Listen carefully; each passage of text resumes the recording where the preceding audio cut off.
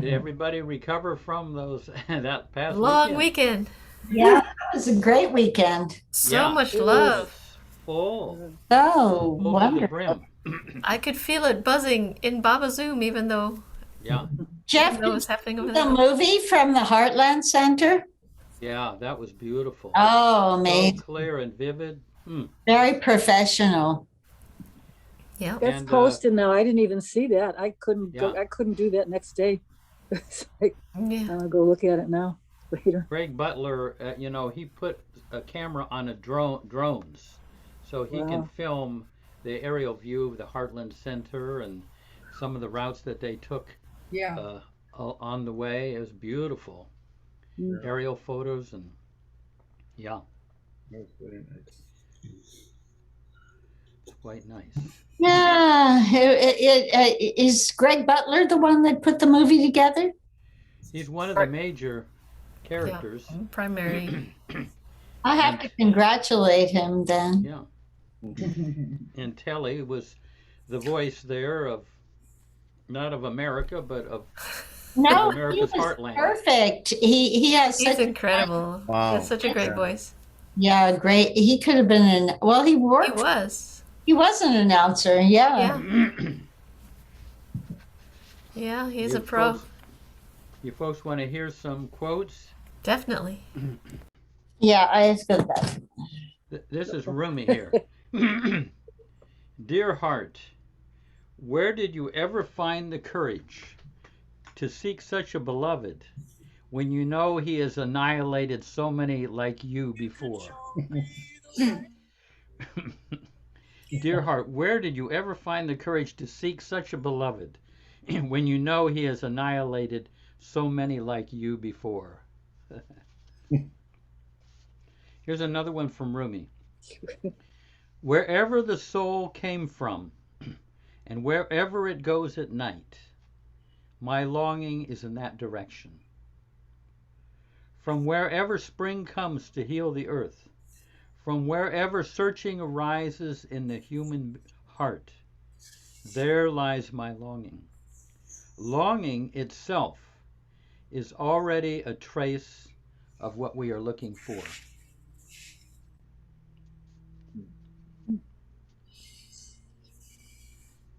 Marcia, did you get that now? Can you repeat that? Yeah.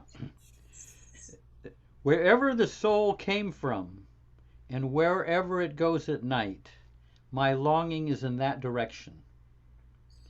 From wherever spring comes to heal the earth, from wherever searching arises in the human heart, there lies my longing. Longing itself is already a trace of what we are looking for. Not beautiful. Yeah. It is beautiful. Now, this goes back to the first one here. In a vision of Jesus, this is a famous exchange. In a vision of Jesus, St. Catherine of Siena said to him, "Who are you and who am I?" Jesus replied, "I am he who is, and you are she who is not." Can you read that one again too? Yeah, in a vision of Jesus, St. Catherine of Siena, that was one of Baba's favorite Christian saints, said to him, "Who are you and who am I?" Jesus replied, "I am he who is, and you are she who is not."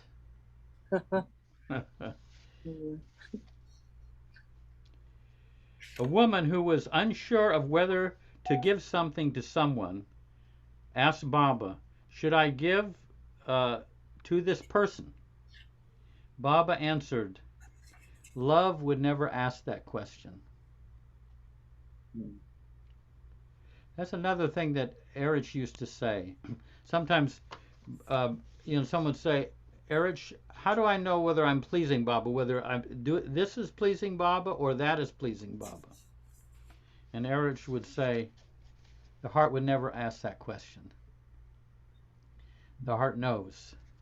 And if you don't know, then you're not in your heart," kind of is implied there. It's a beautiful.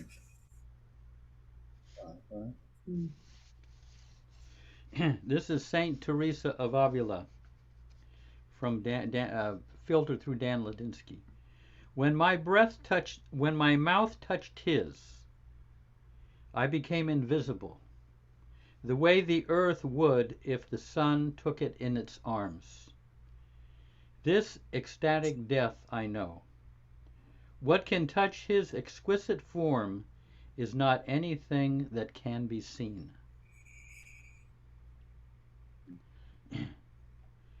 When my mouth touched his, I became invisible, the way the earth would if the sun took it in its arms. Yeah. This ecstatic death I know. What can touch his exquisite form is not anything that can be seen.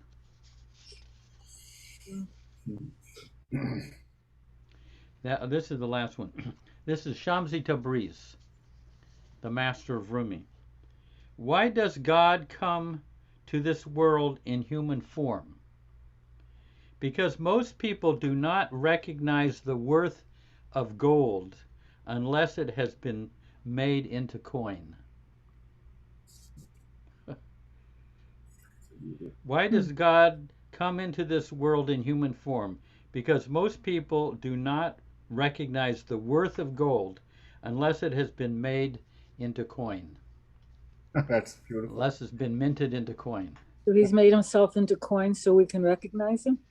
Yeah. Wow. We don't know the value. Yeah. But I let's never expected him to come in human form when I was young. I always had a concept of God as being like this, big space. I never imagined him in human form, Yeah. like that. Yeah. No, I mean a lot of people, when people would come to Ramakrishna, who was a perfect master back in the late the latter 1800s. Yes. If someone came, he would say, "Do you believe in God in form or the formless God?" And if the person said the formless God, then he would talk to them about the formless God. If they believed in God in form, he talked to them about God in human form. But that was one of his initial questions. Do you believe in God in form or the formless? And then he would proceed according to that. And and recognizing the truth of both of them. Yeah. That's nice. So I'm going to wait a few more people for. Hey, Meph, nice to see you.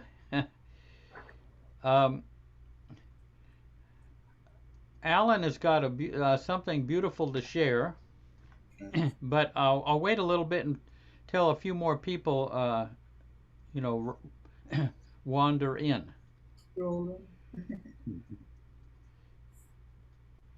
Yeah, I'll let you know already. Some of you know, but I'm going to interview Goer Mobed next Sunday, so she's going to give the second part of her story of her father and his life with Baba. He was one of the Mandalay, and then her own meeting with Baba.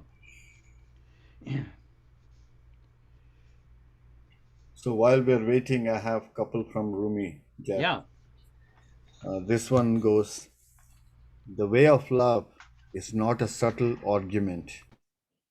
The door there is devastation. Birds make great sky circles of their freedom. How do they learn it? They fall, and falling, they're given wings. Beautiful.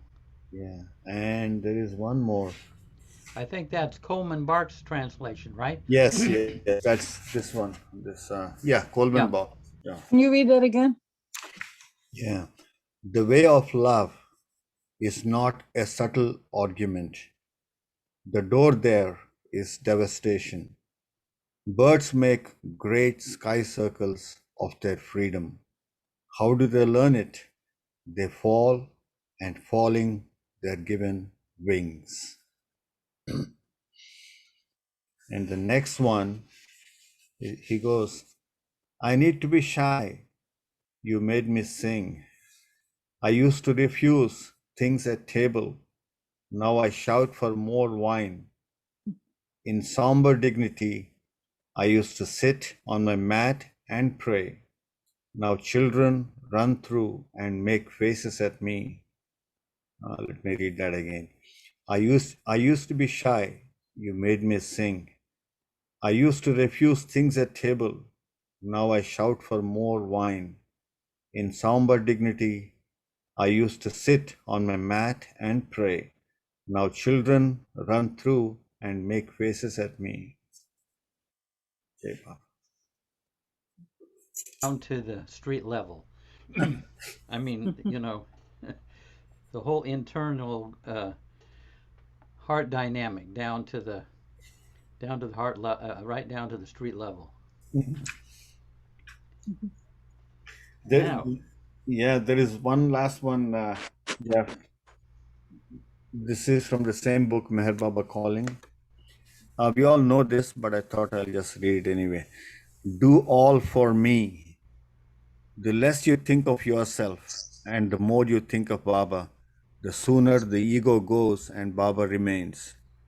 When your ego goes away entirely, I am one with you. So bit by bit, you have to go.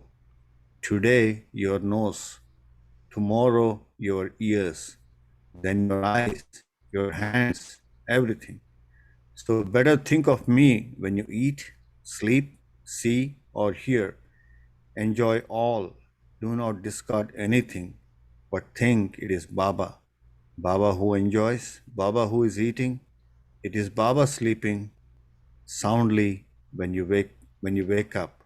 Remember, it is Baba getting up. Sorry, I didn't read that right. Enjoy all. Do not discard anything, but think it is Baba. Baba who enjoys, Baba who is eating, Baba who is eating. It is Baba sleeping soundly when you wake up. Remember, it is Baba getting up. Keep this one thought constantly with you. If you do wrong, then think Baba is doing wrong. If you get a pain, think it is Baba having a pain. If you do all this sincerely, you will know something. Try to forget yourself and do all for Baba. You should live a normal life and just love Baba and not be attached to your being. Then you'll have a curtain of Baba's love protecting you from the world. Jai Baba. you should, Prakash, should keep that quote nearby. That's worth hearing again and again. Yeah, no, I mean, these two I really love. The Divine Game, Do All For Me. I've been just looking at this every day these days. Yeah. Well, have it handy, and I'll call for it every now and then because it's Sure. so encapsulates it all. You really do need protection from the world because I know that when I've a lot of people having things around me that are pretty devastating, and to try to detach, you need to hang on to Baba, every minute, because otherwise you won't be able to smile. And he wants us to be happy, but there's so many people having so many things. It's kind of like, whoa, how do you shake it off? So you have to keep in Baba all through you, like dress yourself in Baba continually, Yeah. Yep. Beautiful that you do that, Marcia. Well, it's hard, Yeah. I don't always Yeah. do it. And then when I find, like you said, when I wake up, wake up and I feel like, what's this feeling, and then I start, well, I better say, Baba says, comb your hair and feel good and put yourself together. And, even if you have problems, that you don't help anybody if you join their problem. You have to kind of keep from giving them advice, but listen to them, because I've experienced so much stuff. I'm going to be 75. So I've been through a lot of stuff, but so I how do you be compassionate to somebody and help them and still maintain your happiness and keep yourself clear, so that's the question, right? Yeah. Yeah. That's the real challenge. to keep your center within and at the same time be empathetic toward others. Without going off your center in Baba somehow. Yeah. Hey, so Namrata, are you there? I'm gonna just see if no, she's in Pune. Namrata. Ah. Jai Baba Jeff. Jai Baba, I've been thinking of you and Shraddha and Asha and your father. There was a beautiful, beautiful remembrance of your father we had the other night Uh, here on the late night chat. uh, And Shraddha brought some pictures that she put on the screen, which is very nice. uh, nice. And it's not easy. The more love there is, the harder it is Right, to right. go through. Mhm. Yeah, That's true. yeah. I must have missed it. What's his name?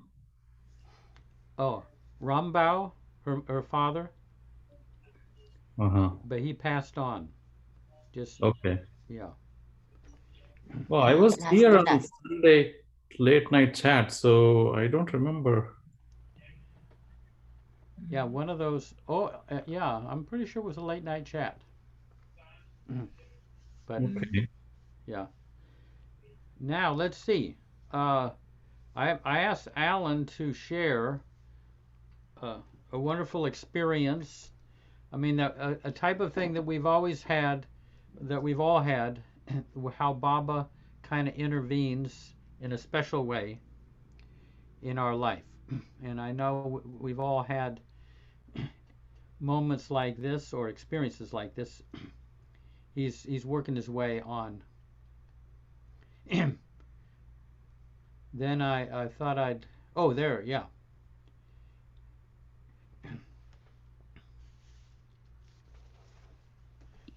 How's it going? All right. Yeah, Jai Baba. Yeah. I Hey, always think of you, Ellen. I always think of when I see this photo of Baba, I think of you. that photo is one of my favorite photos of Baba. It's something Yeah, that I really like to look at. I have it right here. Aha. yeah, I keep it right here in Yeah. front of me too. Yeah, yeah. Yeah, it's a beautiful, beautiful photo. I think I said something. I sent you that picture, Jeff, Yeah. and I said, let me see. I have it right I here. think Bob is in the comely coat, and he's on the back side of the Mandalay Hall at Lower Maribot, I think, is where it's taken. Yeah, I said, or- can you hear me all right, or should I put my Yeah. headset on? I fine. can hear you fine. Yeah, you're good. It's all right. Yeah.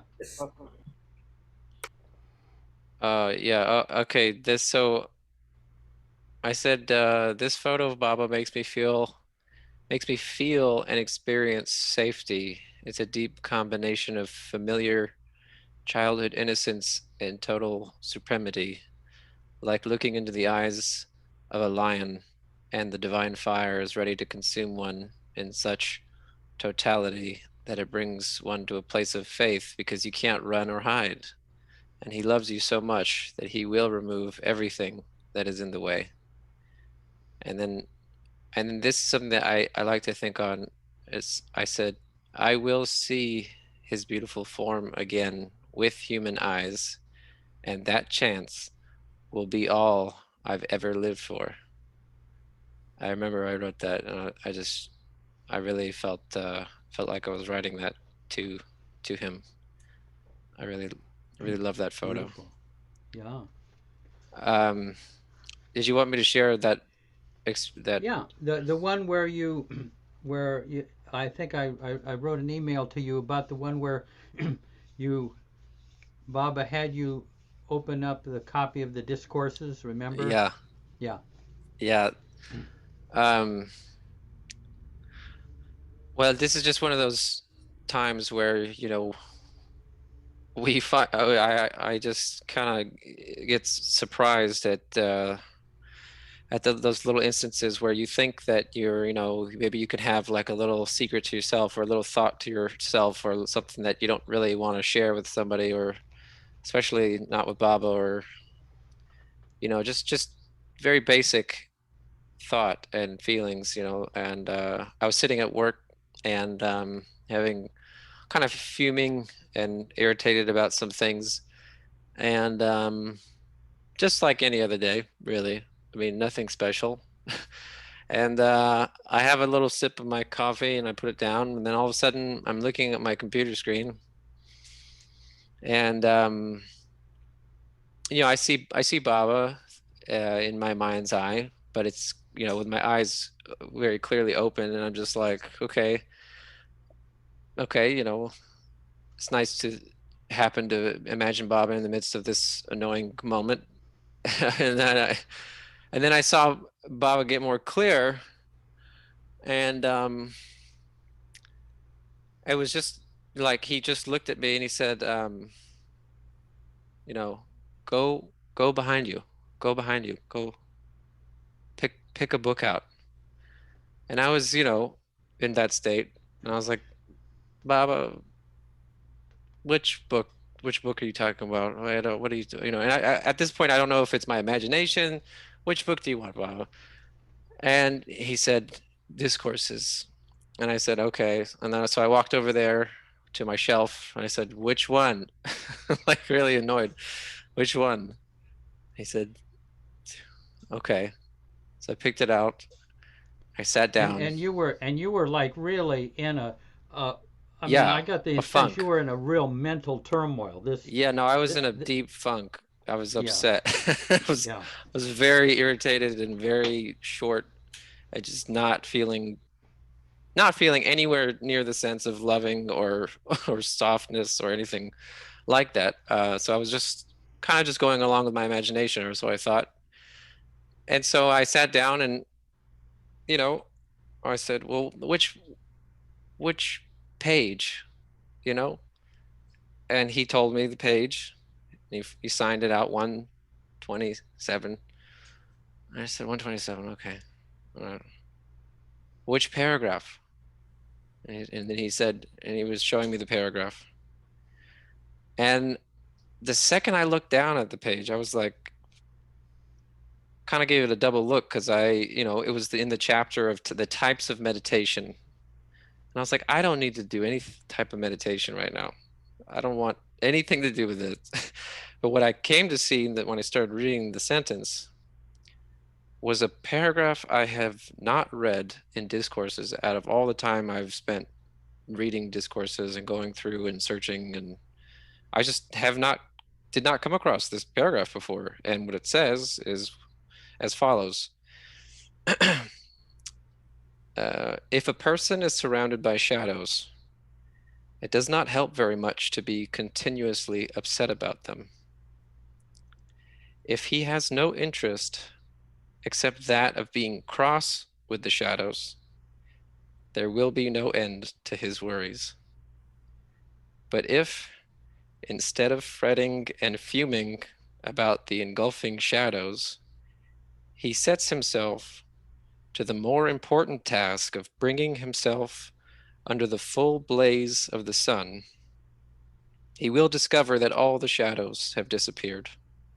What really matters is not aimless discontent with existing limitations, but directive effort towards the established ideal. As long as the person is turned towards the sun and he is trying to walk into the light, the shadows which encircle him cannot be a serious handicap to his emancipation. In the same way, the aspirant need not worry too much about his failings, as long as his heart is firmly set upon uniting with his spiritual ideal. His failings will all have vanished into nothingness when his pilgrimage ends.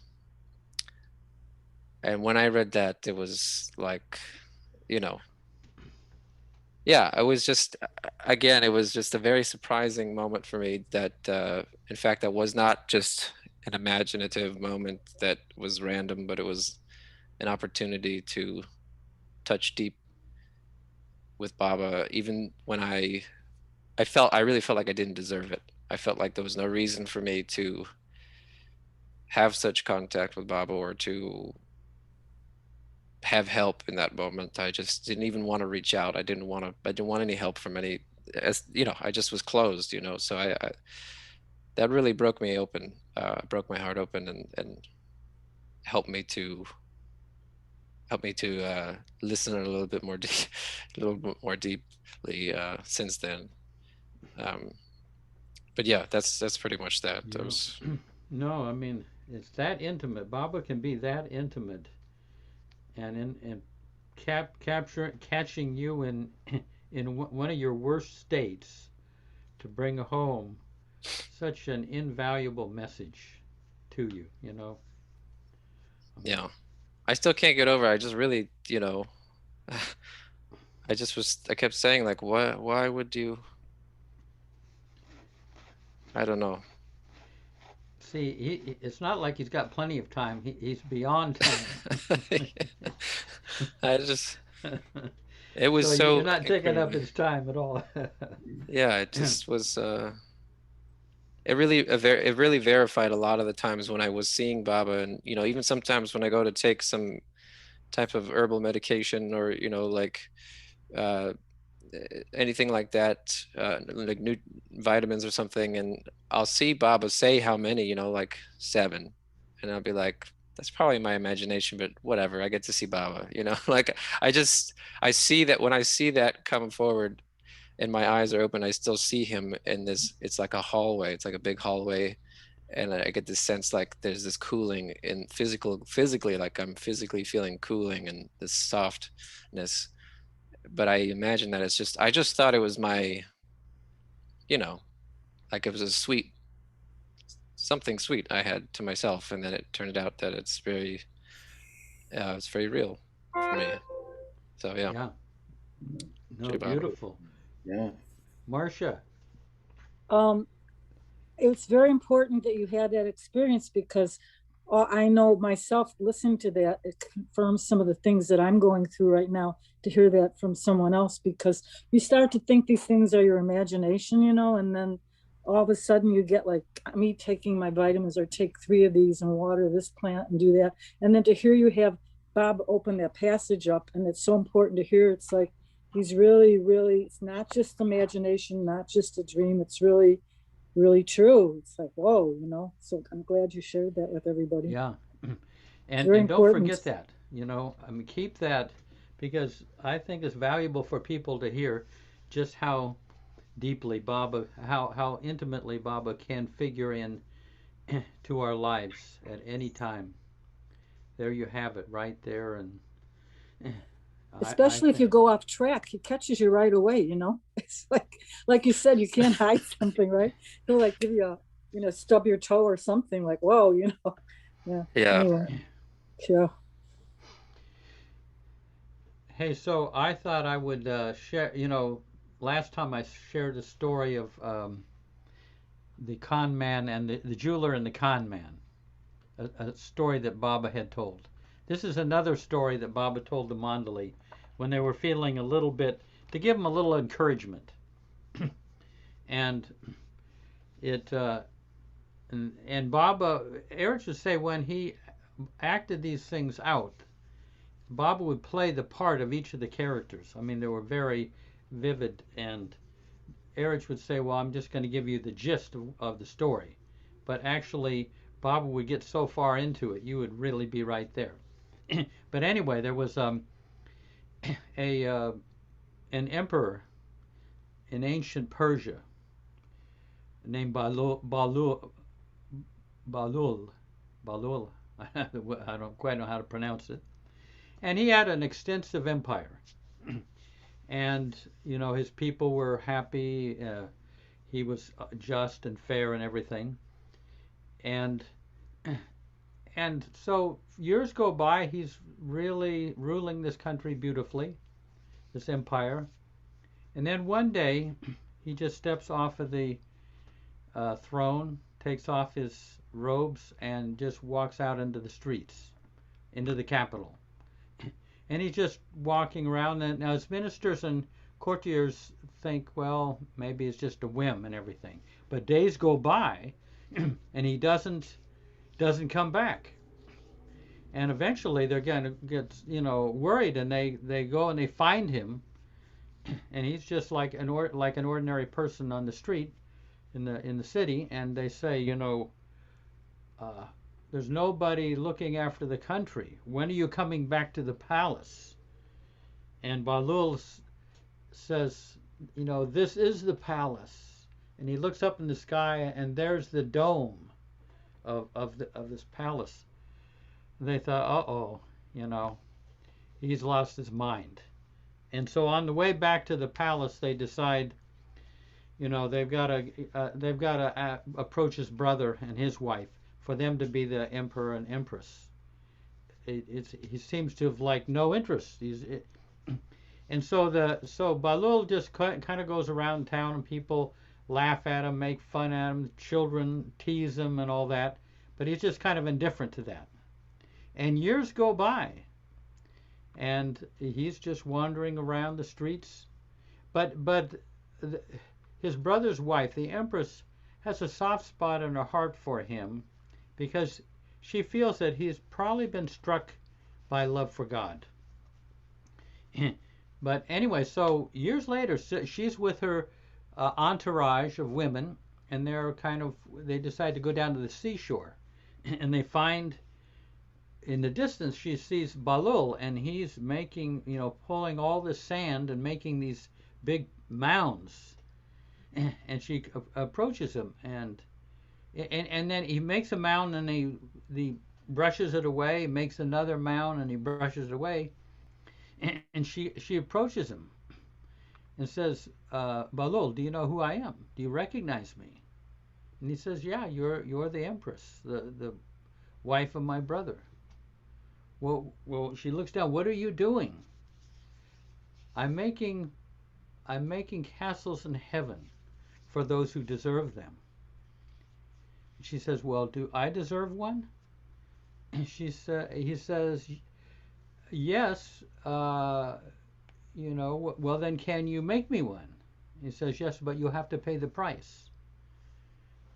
And so she says, what is the price? So he looks at her and he says, that necklace around your neck, give that to me.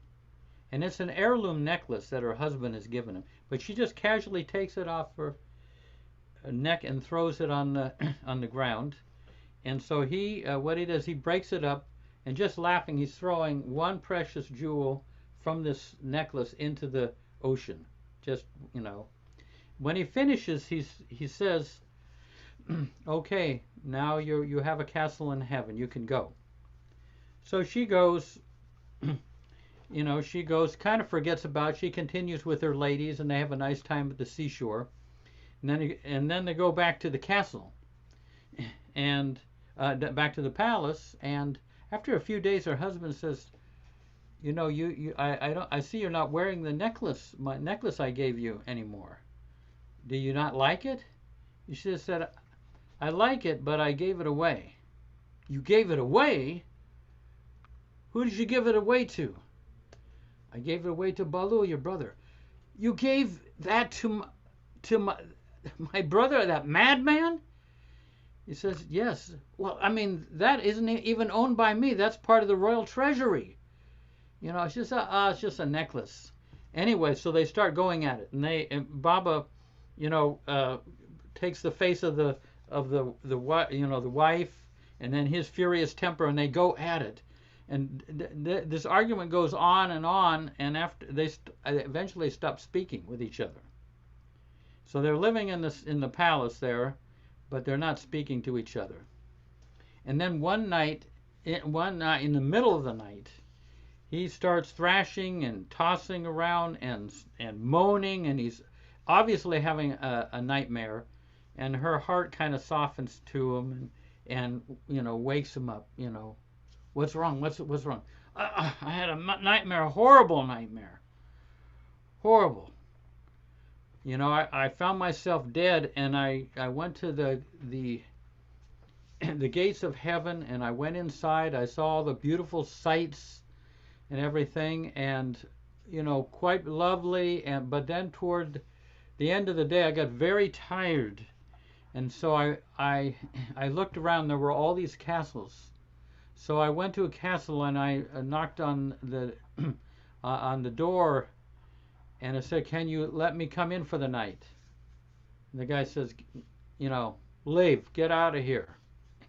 Here everybody has their own castle. Move on." So he goes to another castle. He approaches them. Again, he's rebuffed. He goes from castle to castle. No one will let him in. He's exhausted. Finally comes to this one castle and he knocks on it and on the door, and from a upper window his wife pokes her head out the window. He says, "Oh, at last I found my castle. Please open the door." And she says, "I'm sorry, this is heaven and everybody has to have his or her own castle." Oh, so he is like despondent. He is devastated, and and then suddenly he says, "That's when you woke me up." So he wakes up, and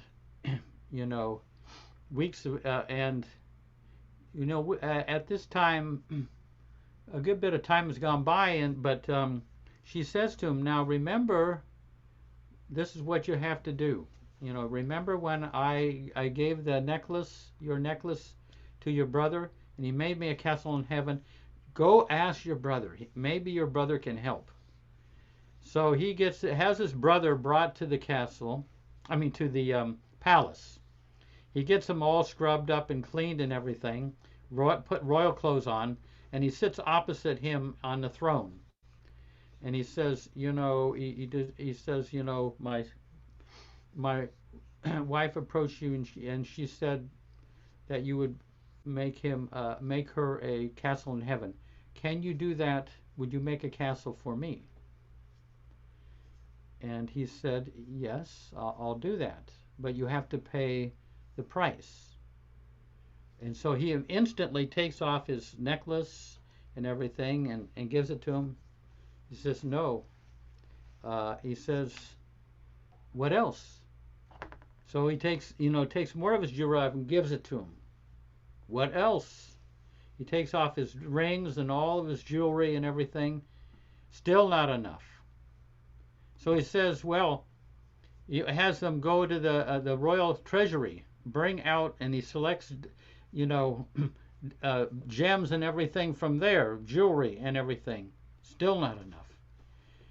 He says, at one point he said, "I'll give you part of my kingdom." "And what else?" He said, "Well, half of my kingdom." And he said, "No, that won't be enough. Your entire kingdom and yourself. Give up your entire kingdom and yourself, and that will be the price." And then Baba stops at this point. Oh no, and he says, "But you just you gave for just the necklace from my wife, you made her a castle in heaven, and now I have to pay all this. I have to give all this." But he said, "But she didn't know what she was giving. But now you know the price. You know the value. She didn't know the value." And so this is what Baba said. Then Baba stopped the story there, and this is what Baba said. He's saying this now to the Mandali. Do you the men Mandali that are right there? "Do you realize what the story means? When I first asked you to leave everything and stay with me and obey my orders, you did so without knowing what you were doing. You were drawn to do so, and you willingly parted with all the things you had in the world in order to be by my side and to live with me. But you did not know the worth of what you were doing. You didn't know who I was. But there will come a time when the world will know of me, who I am. Then even the emperors of the world will part with their kingdoms to be with me. Even that price will be too little. The little price you paid to be by my side was enough for me. because you did it not knowing what you were doing, but trustingly relied on my word without giving a second thought to what you would gain by doing so. And then Erich would say in Mandalay Hall, he would say, you have all come here, 10,000 miles, to be here and to bow at Baba in your heart, not knowing really who he is, not in a spirit of bargaining. You didn't really know who Baba is. It is love. Love is the thing that has brought you. But in the future, people will know, they'll know the price. They'll know who I am. And so you'll go there so that people will see that you are a follower of Baba. Or it'll be good for business. It'll be good for your reputation. But you have all come, and Eric said, you've all come, and the only incentive is love. So that was, he used to tell that story, Eric, from time to time, from Baba. And it reminds me of one of the Mandalay. There was, you don't hear much about him. He was very kind of unassuming, named Jungli Master.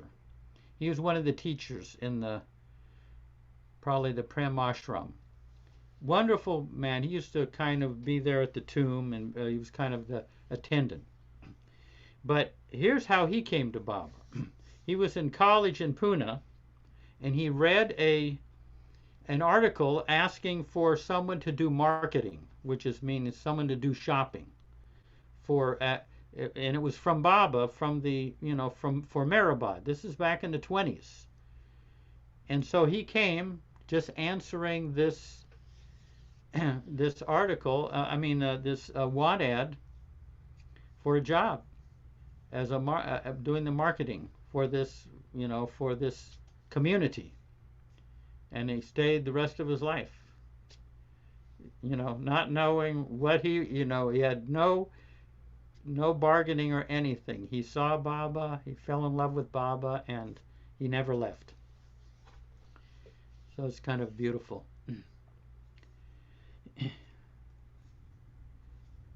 Do you want to hear the story of why Balu left the palace? I think I shared that. Oh, no, I didn't know that.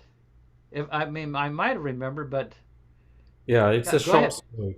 It's a short story. I think I told this once before, but the way it happens is that one day he's sleeping in his palace, and in the middle of the night he suddenly hears a big noise, and it wakes him up, and he realizes that there is somebody on the roof of the palace making a tremendous amount of noise. And when he looks up, he sees this lot of people going on horses, and he's surprised. He doesn't understand what's going on, so he yells at them, "Hey, who are you? What are you doing there in the middle of the night?" And he hears back these people with a counter question, and they say, "What are you doing?" And Balul says, "What do you mean? I'm sleeping here in my palace. But just leave that question alone. But what are you? How did you end up on my roof in the middle of the night?" And they say, "How did you end up here in the palace?" And he says, "I'm the king. Of course, I'll be in this palace." And they ask, "Well, yes. And what were you before you were a king?" And Belul says, "I don't know." "And who will you be after?" And he says, "I don't know." "Well, we are the same. Just like you, who is a wayfarer, we are also wayfarers." And that just wakes him up. And Irut said this story, and he said that that's all is needed when somebody is ready to just go off on this spiritual path. Is just that one realization that who was I before and who am I going to be after. And that's all that was needed for him to leave the kingdom. Yeah, that's right. I forgot that. I didn't connect the two stories. So that's how he just kind of got up one day and left. Yeah. That happened with Atar, I think.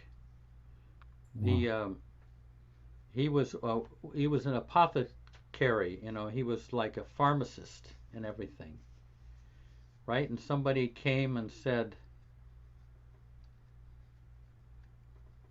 you know, can you, who wanted something free, you know, some prescription or something like that. And he says, you know, I don't give anything for free. Oh darn! I wish I'll try to bring that story. But it's a similar encounter where some dervish must have come by, you know, and he kind of misread him as kind of a freeloader. And Yeah. but his remark was the very thing that got Attar to just leave his pharmacy, his apothecary, and just leave the world. A similar Now, story. huh? There was a similar story for Raja Gopichand also. You know, the story of the Mad and Mas who enacted this Raja Gopichand story. It's a very similar story. He's like, he was one of the kings that was just immersed in all these pleasures and luxuries and of, you know, just being the king and doing nothing. He was just enjoying his fullest, and he would be with women all day and just would take baths with milk. So he was fully enjoying himself. And one day, while he was taking this expensive or luxurious bath, he feels a drop land on his back, and because he feels it different, he looks up and he sees his mother up there, and she's watching him and just crying, and that one drop of tear falls on his back, and he's surprised. He thought that his mother is very happy with him being the king. And then when he asks her, she basically says that I'm very sad that you're spending and wasting away your life like this, instead of, you know, developing the love for God and recognizing your true purpose. And that's all that was needed for him to give up his kingdom. Mm-hmm. Beautiful. So just one of the tears from Yeah. his mother. It's amazing how, you know, when you're ready, these things. Oh, hey, VJ's probably got something. Let's see. Whoop, you're muted.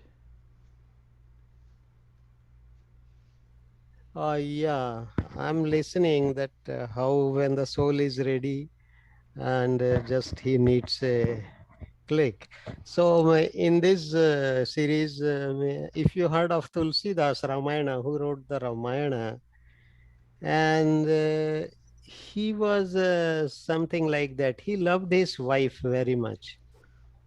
And so he was so much in love with wife that when his wife went to her parents' house, Miss Tulsidas in-laws' house, he could not bear the separation, and he decided to go to her village.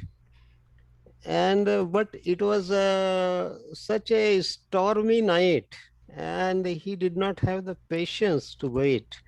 And in the stormy night, he left house, and then he there was a river. It was flooded, and he swam across the river.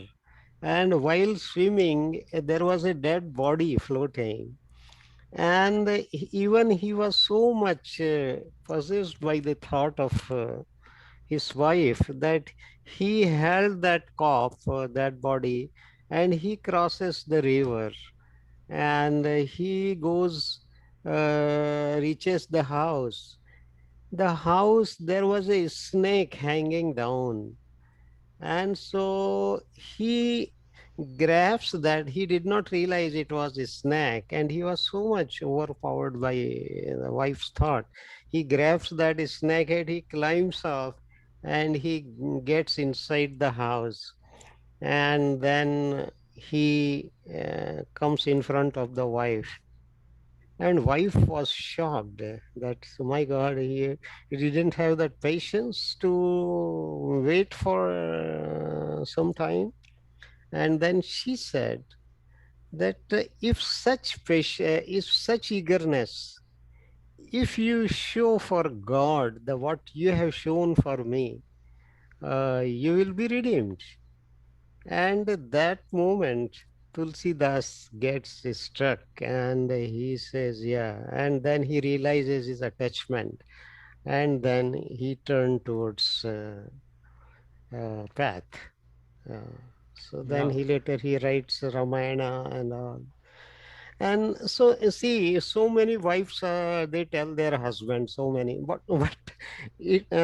nobody is awakened yet unless they are ready. So the awakening, and Baba says that he has come to awaken, not to teach. So the awakening, yeah. Yeah, well, Sally had to use a 2x4 to kind of get Prakash going. Only wives can teach awakening. Much bigger than that. We need much. You know, on the readiness part, there is a beautiful story that Sam Kerawala said once. It's like the opposite of this kind of a thing, but he mentions this story. I hope I remember this correctly, but there is a person called Zafar that is in Spain, and one day he goes to Afghanistan, and he encounters a person he basically goes in search of a guru, of a master, and he hears that he can find probably somebody in Afghanistan. So he goes there and he encounters one person, and he asks the person, where can I find, I'm looking for a master. And he says, there are I think he says there are 3 things wrong that you're doing in your search. The first one is you are looking at the wrong place. The second one is you are asking the wrong person, I think he says. I don't remember exactly the second one. So the Zafar asks, okay, so where is the right place for me to go? So this person says, go to, I forget what was the name, Turkey, I think it was.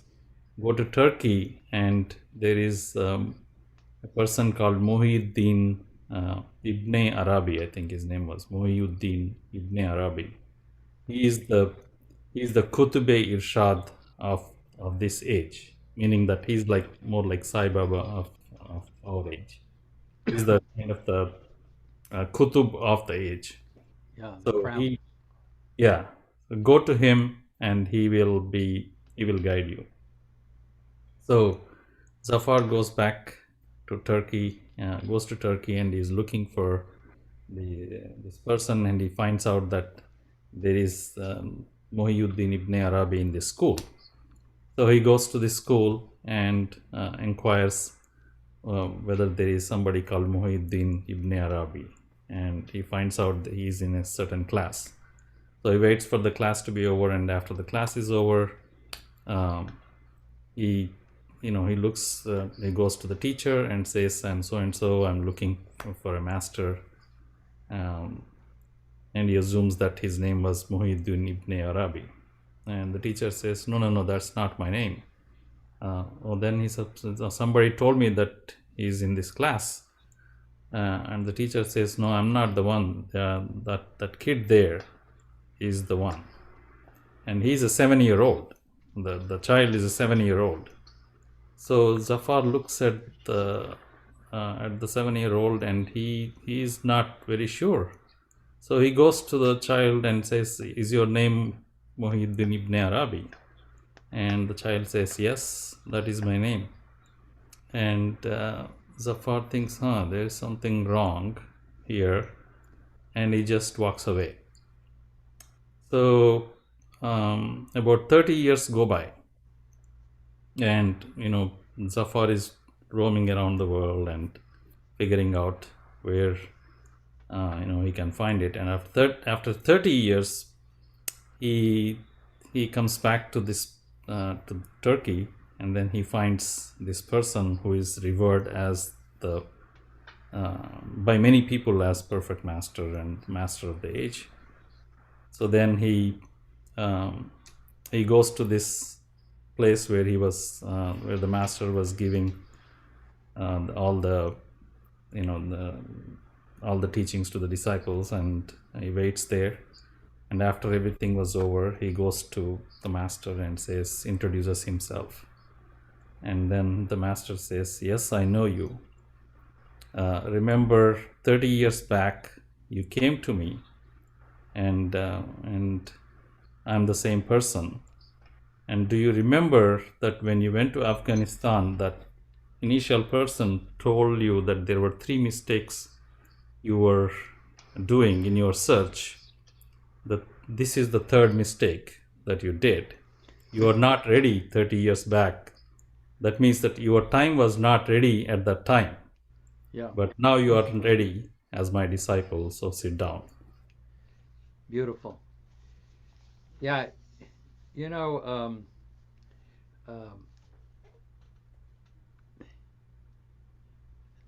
Sam used to give great, wonderful stories there at the old Pilgrim Center. All these Sufi tales and everything. It was masterful. I remember him telling me one, or telling us there at the table. I don't know if I can remember this very well, but it's more of a humorous twist. But there's this one king in a country, and he gets a little bit interested in spirituality, and he wants to know who is the greatest renunciate in his kingdom. And his ministers go out and they bring various ones, and he investigates them and he checks them out, and none of them really kind of come up to what the standard that the king believes, and this goes on for a while, and eventually many of these spiritual people say, they point to this one guy, this is the guy. So he comes before the king, and the king says, they say that you're the greatest renunciate in in the kingdom. And this seeker, this wayfarer says, this dervish says, no, you are the greatest renunciate in this kingdom. I have renounced this world, but you have renounced God, and God is much, much greater. So you are the real renunciate.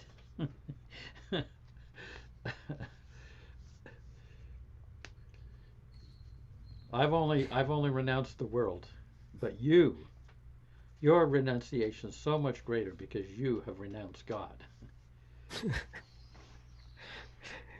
Jeff. Yes. Well, I see those early days, all these masters, perfect masters and spiritual leaders, they used to be only king and emperors. They're having a spiritual power also. And like in Hindu philosophy also, there are like Rama's father, Janak, and Gopi Chand, and there are so many those kings, and head of so they are spiritually advanced. But then later on the trend changed. Yeah. So now, what is the next trend? Maybe the Americans or the white collar. Baba said Yeah. that America has the spiritual potential, and so the way I see means the spiritual trend is going on. The first time they appreciated Swami Vivekanand in 1893 when he went to Chicago, and Ramakrishna Paramhans disciple, and he was there, and he just say the words in that Chicago on this conference of religion. My dear sisters and brothers of America, and there was so much power in his address that the entire means that the feeling flowed like the real brothers when he said the brothers and sisters, and so much love flowed from him that the entire hall, the crowd, they started clapping and clapping, and 5 minutes the hall was clapped. Such was the power. Yeah. So then later on, I think I heard from Nosh also, Narawala. He was also, I think he participated in one of the conference. I think that was religion, not world, but some conference of religion or something like that. So I think it is started since then, and then I saw the trend of all yogis, the Sufi masters, Maharshi Mahesh Yogi, and so many Yogananda, and the trend started flowing towards West. And last week I was hearing this Harvard professor who is very big political leader also here now, and he said, oh, those white skinned people, when they appreciate, then the entire world appreciates, something like that. So no, Baba said that his name will come from West, and now we see that trend because after Baba dropped his body, those all the entire West, they rushed towards Maharajah, and Mandali was so much impressed with them. They say, we have seen the human side of Baba, now we see his divinity through you people. So it's just a thought. Yeah. Yeah. Beautiful. No. Yeah. It's. I think when the world population was so small, uh, there were the ratio of spiritually advanced people and the world population was wasn't as vast as it is now. You know, Yeah. in other words, if you had a kingdom, there weren't so many people in it, and but there are always the same number of spiritual uh, people in the hierarchy that are around. So there was, I would say, a little more spiritually oriented. Now it's, you know, there's 7.5 billion people. You lose a lot of that. Mm. You know, but luckily now it's kind of gone underground. The kind of, a lot of the spiritual figures are really don't reach so much worldwide recognition. Even Baba is kind of under the radar at this time for the most part.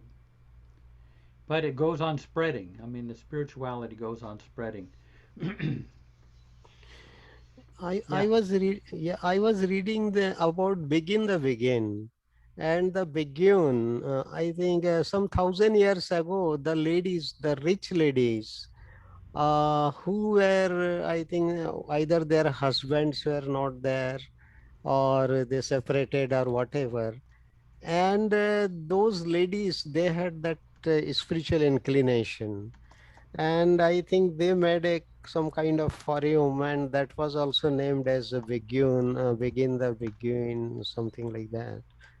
And so that the ladies also, the women also, they started coming into the spiritual fold. And now we see in America, so especially in the West, Baba said the American woman has that spiritual potential. So, Yeah. yeah. Jeff Masha has her Yeah. hand up. I just Yeah. wanted to say that I heard that Baba came to Chicago and he drove up and down the outer drive by the lake and rode the trains, and then he left, and then he went to New Mexico and met with an Indian there, but I don't know much about that. I thought that was interesting. Yeah. Yeah. Yeah. It's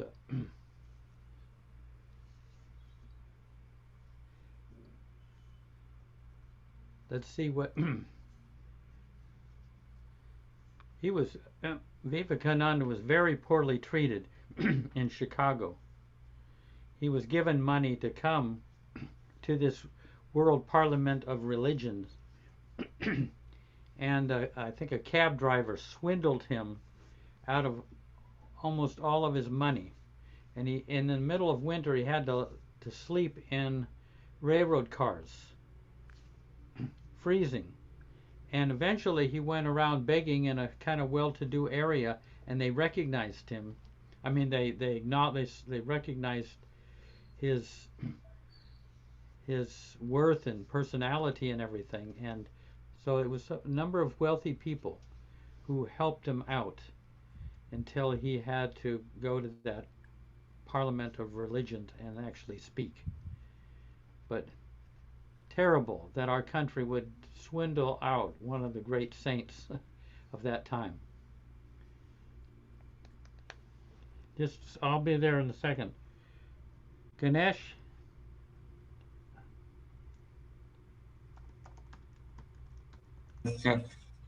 Yeah.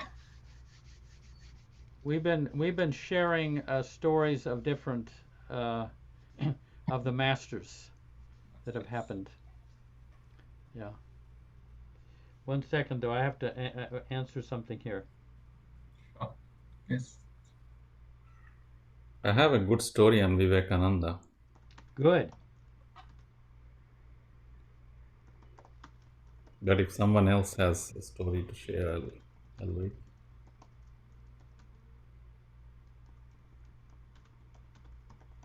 Go ahead. Yeah. Yeah, this is I don't remember who told this story, but this is a story after, I think, or maybe just before Vivekananda came to US. I don't remember exactly whether it was after or before, but it was right in that time period. I think it was after, because after he came back from US, he became so popular that the Raja, or the king of Mysore, invited him as his guest. So Vivekananda accepts that offer, and goes and stays with the Raja of Mysore, or king of Mysore. And he's very thrilled that Vivekananda is in the palace and he is the guest. And so the king calls all his servants and everybody, and tells them right in front of Vivekananda that whatever this man tells you to do, make sure that you follow it 100%. Do not hesitate to do whatever he tells you to do. And then they all say okay, and they of course they will follow the king's order, and so they go away. So I think on that night, the king asks Vivekananda this question on, why do avatars need to come to this earth? There is no reason for them to really come. I can just use God, the impersonal, as as my own belief. I think the Raja was actually a Muslim, so he says that I don't really need a real God in person to really for me to love him. I can just use the God impersonal. There is no value for that particular form. So then Vivekananda doesn't know how to answer that for that night. So he sleeps. He doesn't really respond much. He sleeps that night, and the next day, it's time for him to leave. And before leaving, he's in this room with the king, and he sees a picture of the king's grandfather or father on it's a painting that was done some time back. So he looks at that painting and he calls the servant, one of the king's servants. And then the servant comes, and Vivekananda tells the servant, actually before that he asks the king, who is that? And the king says, that's my father. That's the painting of my father. And oh, I see. So he calls the servant and then asks the servant, go and spit on that painting. And the servant is about to do it, and the king is super upset when he hears that. So he tells the servant to stop it. And then he says, do you understand? That's my father. That's the painting of my father. How dare you do that? How dare you ask him to spit on it? And then Vivekananda says, well, that's just a painting. It's really not your father, right? So I can do whatever I want. There's nothing, he's really not here. It's just a painting of that, of your father. It doesn't mean anything. The king says, no, but that's the representation of my father. I revere that. When I see him, I remember him, and I respect him, and I love him when I see that. So that's, I cannot disrespect that particular form, because the painting represents him.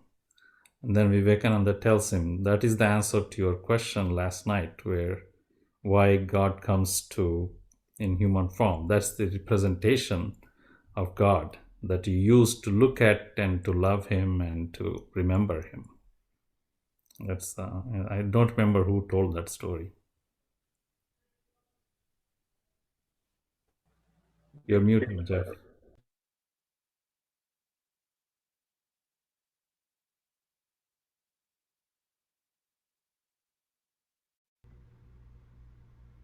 Can you hear me? Yeah. Yes. I remember reading where Vivekananda was going around India and giving talks in villages and towns and everything. And very often there would be, probably in South India, there would be the intellectuals. And one of them says, look at these people. They're so simple-minded. They worship these idols and what is it? The lungi. They worship these idols and everything. Lombardi. Huh? Lombardi, I think. Maybe. Yeah. And and they're just so primitive. And so the Vivekananda asked the man to come up, and he said, are you married? And he said, yes. Do you have a photograph of your wife? And he opens his wallet and takes out his photograph, and Vivekananda actually spits on the photograph. The guy is highly offended. This isn't similar to what you said. This isn't your wife. This is just a photograph. And then he said, it's just as these people, these idols remind them of their God, just as this photograph reminds you of your wife. So he would do things like that, very, very kind of rash but very meaningful ways that he would bring home things to people. Yeah, wow. So, let me see, Ganesh, anything you got? Any loose change? I think Swami Vivekananda just lived 8 years, right? He wasn't old. He was quite young when he passed away. Yeah, And he in kind that of he did burned all up, I this. think. I think he was quite young when he passed away, and he wasn't even. He was either 32 or 42. I can't remember which. 40 years. 40, yeah. Yeah, I think he did not complete 40 also. Yeah. 40th year he died. Yeah. So he was quite young, and in that he did such great work. Yeah. On kind of north of New York, of Maine, on the St. Lawrence Waterway. I think he had a place there. Anything else before we? You also mentioned about, I think, I mean, a hint about Baba, like say he told a star is rising from east. I don't know the full complete quotation, but he did say that a star will be rising from the east. And that's referring to Baba's avatar. Vivekananda said that. Yeah. Yeah, there were a number of I don't know if it was Baba. I think Baba did say there were certain ones that brought the message of spirituality to the West. Inayat Khan, Yogananda, Vivekananda, and someone named Kumar Swami. They were kind of going to say they were sent ahead, you might say, to open up the bridge between the East and the West. What's Dinku doing? Did they clean up the streets, Dinku? Last time they had that cyclone that hit Mumbai. Hi, Jeff. Yeah. Yeah. Did they clean up your streets there? There's still a lot of debris lying around, branches and tree stumps and stuff, but they're doing it. It's all over Bombay, so it's a huge monumental task. Yeah. Jeff, another cyclone coming tonight.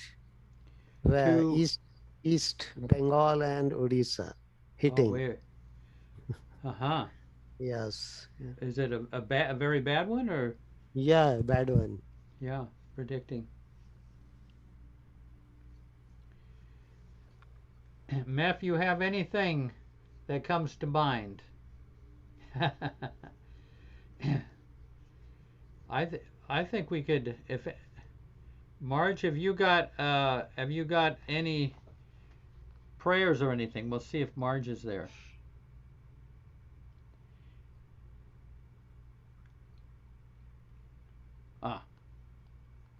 I guess I'm here, but just listening. Oh yeah. Do you have anything I guess you're probably resting. It's kind of late, but anytime you feel like sharing anything, feel free.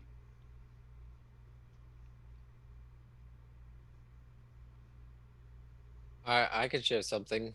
Yeah. Well, my I was mentioning to you my family dog Emma. She's a German Shepherd. She lived to be 14. She just died a couple days ago, and I was thinking about what we've talked about here, well, a lot was going through my mind, but when I got the call from my mother, she was very distraught, and hold on, sorry, 1 second.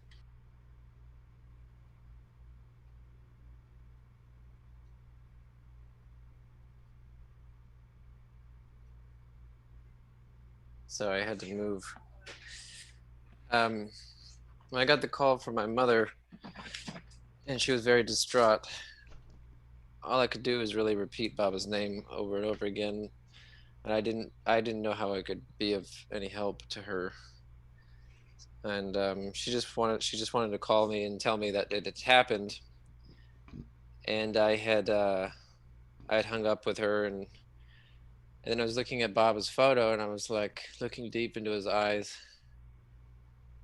and instantly what flashed was kind of what I think you've mentioned, Jeff, that that your parents or your mother or something is like serving your parents, or like is like serving the master, or something second to that, or something along those lines, right? Yeah, Yeah. it was. Yeah, that it is not the good fortune of everyone to be able to serve a perfect master or the avatar directly. But God has made a consolation for everyone, that in serving your dying parents is tantamount to serving a perfect master or the avatar directly. Wow. Baba said. I mean, Upasni Maharaj said. Wow. Yeah, that some essence of that came through, and I was like, I think I have to leave to see my parents right now, even though it was the end of the day. And I went there, and I saw Emma, and it was just very surreal to see and to touch, a body that um, was still warm, and I was like touching her paws and touching her face, and I was like, where you're not here. And I was really looking at the physical form, and I was like, but you're still here somewhere, maybe like floating above the body. I could feel you somewhere floating above it, but you're definitely not physically in this body anymore. But to experience that, and then see my parents' grief, and they just were totally in a total, very overwhelmed and such. But it was like Baba just sort of walked me through, the practicality of like, well, we have to pick her body up now and take her. And my parents were in no state to drive, so I helped to drive and take her to the hospital and all that, and do the paperwork. But the whole time, it was like I just was repeating Baba's name, and he really, it's like I just didn't have to say, anything. There was nothing you have to really explain in those times of. And it was just really kind of like, if I could just focus on Baba and hold that love and give whatever I was feeling and experiencing to him, that in a way that was helping them.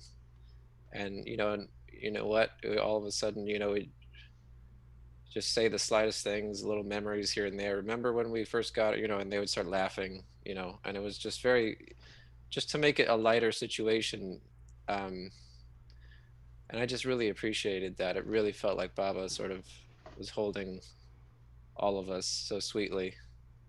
But yeah, and then the next day, I think there was something where there was really a levity. I spent the night over there. I hadn't spent the night at my parents' house in a long time, and I spent the night in my old room, and there was some sort of levity, even though there was that sadness. There was the levity of and they just kept saying thank you, and I just was like, there's nothing to thank me for. There's just literally, just have to remember that she's just, and it just kind of came out of me. I just said, Mom, she's just gone to sleep. And it's like, we never, if we look at, like, we're not going to cry about somebody going to sleep and waking up. They're just going to sleep and wake up in a different place, in a different form. She's still going to be here. She still has work to do. And that made my mom really happy. Just the fact that, yeah, she's just going to sleep and waking up in a different form. And that was something that was really helpful.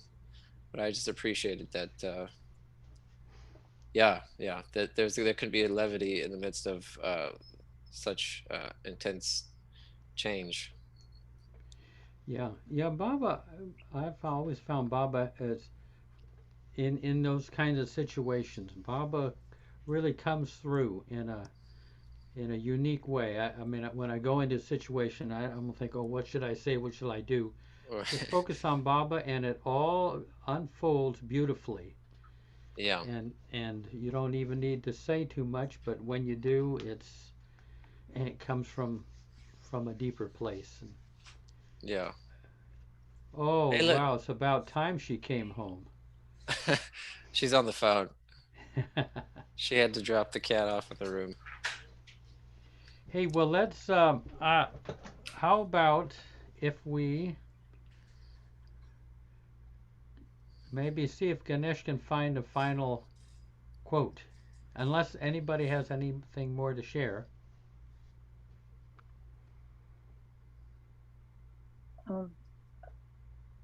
I had many years ago, my dog, I was going to take my dog to the vet to put her down, and she died in my arms. And I knew then instantly that, like, she was in my arms and she was alive. And then all of a sudden it was like, whoosh, and I knew that energy went to God somewhere. I said, that just didn't end there.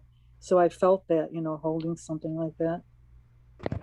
Yeah, beautiful. And I had a friend pass away yesterday too. So it's like, whoa, but from my point of view is, yeah, they're with Baba and it's good, but the people that lose somebody, they feel that, because the person physically is gone, but, Yeah. anyway. And their personality remains. In your heart, We yeah. can, I mean, they're still present, but we're that's used a good to time to thinking, say the prayers for them, the Baba prayers. Yeah. Whenever I know somebody's passing or passed, I say all the prayers just in case they're out there and they don't know where they're going, because maybe they won't remember God on their last breath, so that helps, Definitely, yeah, I think. Well, I'll just say the reason I kind of talked about that is because there was something about when there's such a final thing of like, you really come to you kind of touch into with death. There's like what was that, something came over me where I was like, what have I been stressing so much about in my life, in my day-to-day work, and my, and it makes you kind of think about what's important and focus more on kind of looking. It brings you an opportunity to look inward and to let go of some of the things and even some of the ideas of other people that I had, it was really a blessing. And I feel like that was still some of the love and beauty that Emma, the dog, was sharing even after her passing. It was just very, very beautiful. Same with my mother. She was able to have such opening experiences.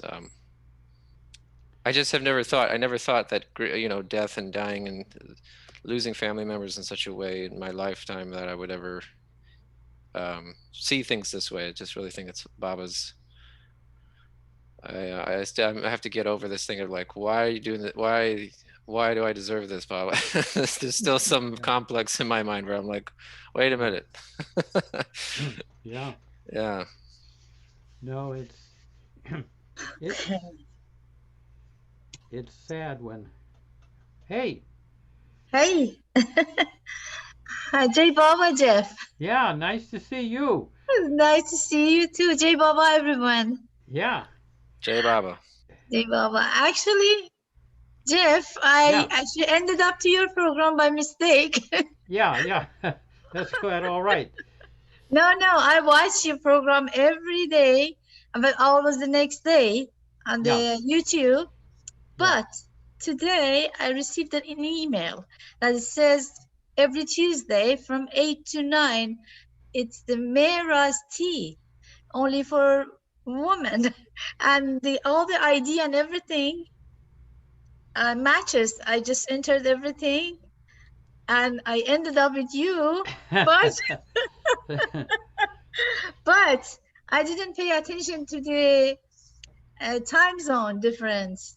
The email came from New York. Good. Well, what time is it there? Yeah. What time? 8:32. Uh-huh. Yeah. It's after dinner time. Yeah. Yeah. But I'm happy that just, I really, really enjoy this program. I watch all of them, but always the next day. Yeah. Always the next day. And thank you, and Jamie, Baba, to everyone. Yeah, and to sure. You too. Wonderful. Yeah. Well, anytime. I mean, It's just, it's the usual kind of crowd. Yeah, I They're know. little, you know, different personalities, but and then sometimes, interview somebody with their story of their times with Baba, which is very nice too. Yeah, But yeah. sometimes we talk about, some of these issues that we struggle with in our life with Baba. Yeah, it's And beautiful. All of them are beautiful, and most of the time, you're bringing me actually, bring my tears out. I just cry and cry, but I enjoy it. I enjoy it yeah, very much. well, Thank thank you you. very much. Yeah, good. Much love. Great. Much love. See you, Yeah, Baba. J Baba. Do you have? Hey, do you? I'm thinking of finishing it right now, but do you have a Baba quote there that you? Right now, nothing available. Nothing Nothing I is available. have, coming to my mind. I Yeah, just, yeah, yeah. Okay. Well, just Jeff, maybe I have Ganesh. one. love Yeah. Baba. Yeah. Always, always. Beautiful. So, so I have one, which is Good. nice. All the meditations, yogas, concentrations do not teach what Baba teaches you through everyday living. That is to be kind to those who ill treat you and to love those you dislike. Yeah. Read that again. Yeah. All the meditations, yogas, concentrations do not teach what Baba teaches you through everyday living. That is to be kind to those who ill treat you and to love those you dislike. Yeah. Baba. I'm just thinking. I don't know if you notice this, Mayor Prasad, but sometimes when Erich is translating Baba, he doesn't use the word I. Like you could read that if he's getting Baba's gestures. Normally that would be I, but he Mm. doesn't want to say I is coming from Erich, so he says Baba. Do you ever notice that, Mayor Prasad? Like read that same quote with putting I in there. All the meditations, yogas, concentrations do not teach what I teach you through everyday living. That is to be kind to those who ill treat you and to love those you dislike. Yeah. But sometimes, like I say, Erich is Mm. translating Baba's Baba. gestures, so sometimes it sounds like it's Baba in the third person, but it's Mm. actually a direct quote of Baba's. Yeah. Yes. Wow, Yeah. that's an interesting Do you ever nugget notice that, Mayor that you. Prasad?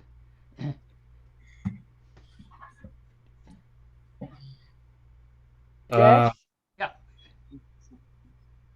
Oh, sorry. I'm Go ahead, Mayor Prasad. Yeah. no, go ahead. Go ahead. Go. Yeah. Okay, I was just going to read this little line from Rumi. Yeah. A spark from a burning heart, the sigh of a broken heart, always reach the beloved. Jai Baba. Beautiful. Yeah. Read that again. Yeah. Okay. A spark from a burning heart, the sigh of a broken heart, always reach the beloved. Yeah. Yep. Yeah. And Baba says very It's from, much the same thing. yeah, it's from Rumi's little book of life. Beautiful. Yeah, Rumi in the Even latter part of his life, I mean, he was like a teacher and a master, but he withdraw more and more just to write poetry, and actually would kind of go around incognito in um, Konya. But he didn't like after a while. He didn't like any of the acknowledgement, even though he was very famous. He just preferred to. He got into writing poetry, and just some of the most inspired poetry. And he delved into it. probably one of the most productive of spiritual poetry. Jeff, Marsha has her hand Yeah. up. Found something in my notes, and I probably read something or heard something that somebody said, but it was at 2 o'clock in the morning. I says, "You don't choose. God chooses you. The situation that you're in now is exactly where you're supposed to be. So why argue with yourself about what to do when it's really not up to you? Spend so much time worrying about your next move that Maya wears you into a gigantic groove. Inwardly, we all know this to be true. So stick to the beloved just like glue. There is no you, no me, no we, no he, no she, no it. There's no other than we. When the ship sets sail, be on board. There's no reason to be left standing on the shore, looking at a closed door.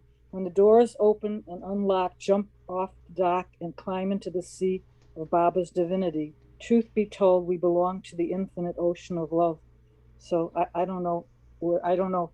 I think it came from Baba, but I don't know. Yeah. Okay. I haven't heard that, but I hey, think well, that- what do you say we yeah. Anyway, take head off into the ether?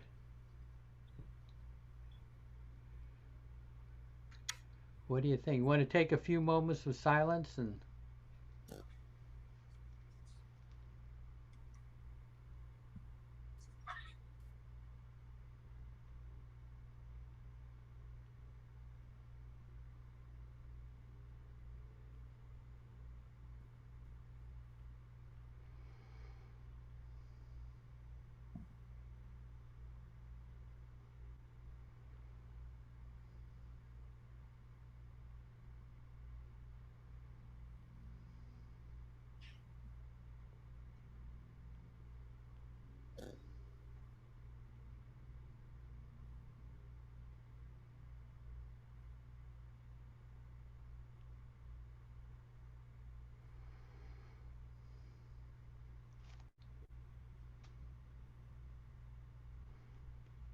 Jai Baba.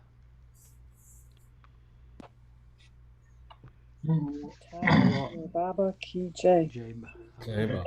Baba Ki Jeff, Baba Ki Avatar Meher Baba Baba Ki Ki Jai. You were saying something, Ganesh? Yeah, I was saying that, yeah, just Namrata put this message of our father left Baba and remembering Baba. I think she has a good story to share. So probably like I don't know if she shared already and I wasn't there, but she has a very good story of her father leaving to Baba. So Yeah, she can share. Namrata, she's more than welcome. Yeah, last week, maybe Shraddha must have shared the same. Like, Papa was in hospital and he was in much pain. So, but he constantly remembered Baba. That was very surprising. Yeah. And Yeah. he always, he always used to recite his prayers and arti. Dot sharp at 7. I don't know. He was not having his watch or mobile with him still, and that was really, a surprise for me too. That how come he start? There was one incident. It was 5 minutes for 7, and I told him that, hold on, it's 5 minutes. I will come back and we'll start. And I went to washroom, and then I came. Then I saw he already started his prayers. Then I just saw my watch that it was 2:07. So he already started a dot at 7 his prayers and continued with his jap and abhanga around. Yeah. And one whole night before he went to unconscious state, he was continuously singing Baba's abhang. Yeah. And worshipping Baba. And before going to unconscious state, he was, we said our prayers, arti, and then in very I mean, he was in good conscience, and in very clear voice, he said, like, I can see Baba. Baba has come. And we were in call with Shraddha and Mummy. So they also heard it. It was very, very clear. I mean, he was not speaking very clearly, but these words were very, very clear. And then suddenly, I was like, where can I see? I don't see anywhere anything. But he was he after that he didn't say anything. He was doing his abang and bhajans, praying after that, and he went unconscious after that. And next morning I tried to wake him up very hard, very much, trying to get him into consciousness. And then Shraddha reminded me to say Avatar Mein Baba Ki Jai. We all said like Avatar Mein Baba Ki Jai, and for the very third time we said very loud, and then he just for few seconds, like 1 or 2 seconds, he opened his eyes and said Jai, and that was his last words. Wow. Yeah. So yeah. Beautiful. No, it was. Yeah, we saw a picture of the chair that he would sit in front of the photograph of Baba doing his prayers. Right. But wonderful. He saw Baba before the end. Baba came to him. Right. Yeah. And I Jeff. think that's going to happen to us too. Baba will be there. Yeah. But what a loving father to have, who was all Baba's and brought you up, going to Mehrabad and Merazad, and a part of so many Baba activities and everything. Right. I can see him very clearly in my mind's eye.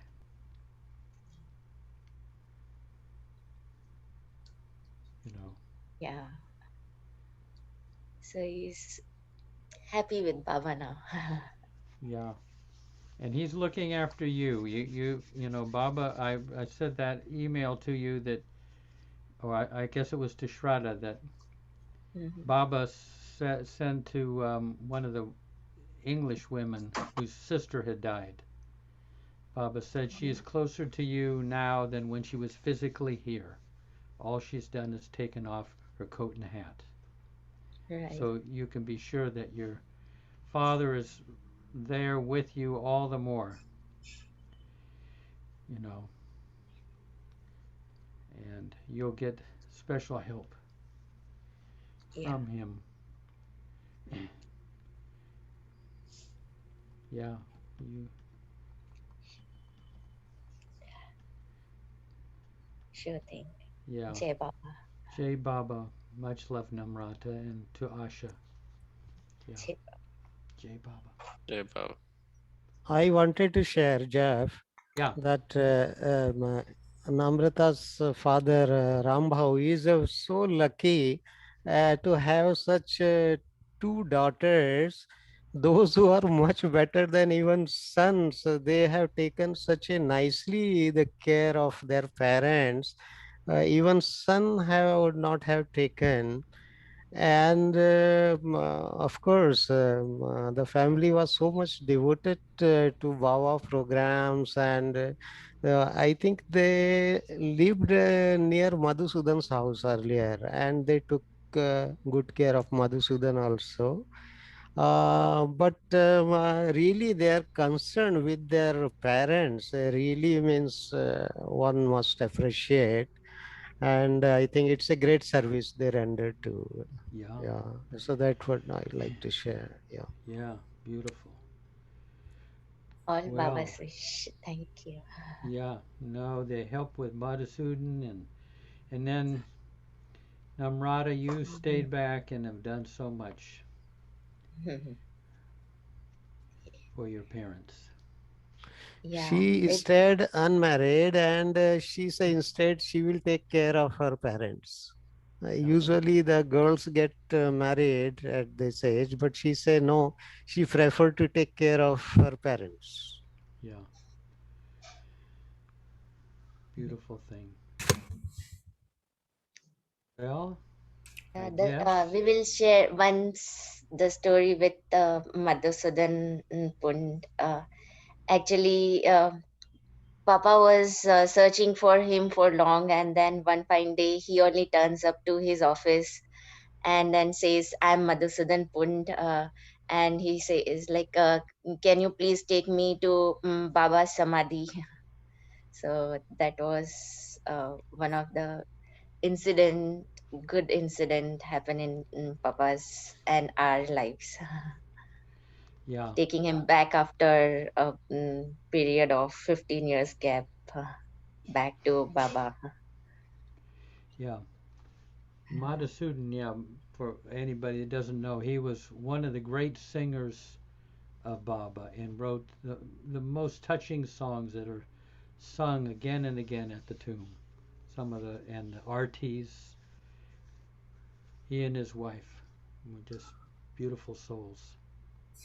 Right. Well, okay, everybody. Hey, Baba. Jai Thank Baba you, Jai Namrata, Baba. love to Asha, and is Shraddha back in America? Yeah, she's in America only. Yeah, she's back. Right. Oh, yeah. Okay, Jai Baba, everybody. Thank you, Jai See Baba. you, Jai Baba. Janet. Thank you, Jeff. Night, Yeah. everybody. See you, Thanks, Dinku. everybody. Good night. Praveen, Good yeah. night. Hey, Baba. Hey, Baba, wonderful. Hope Anytime. to see you again. Yeah, you don't have you don't have to be a man to be on this program. You can be anything. You can You're be not excluding women. yeah, you can be anything in between. The whole continuum. Yeah. Okay. Jai I Baba. stay with my womanhood. Yeah. Jai Baba. Jai Jai Baba. Baba. Jai Baba. Jai Baba. You guys. Thank you, Alan. Thank you. Jai Seema. Jai Baba.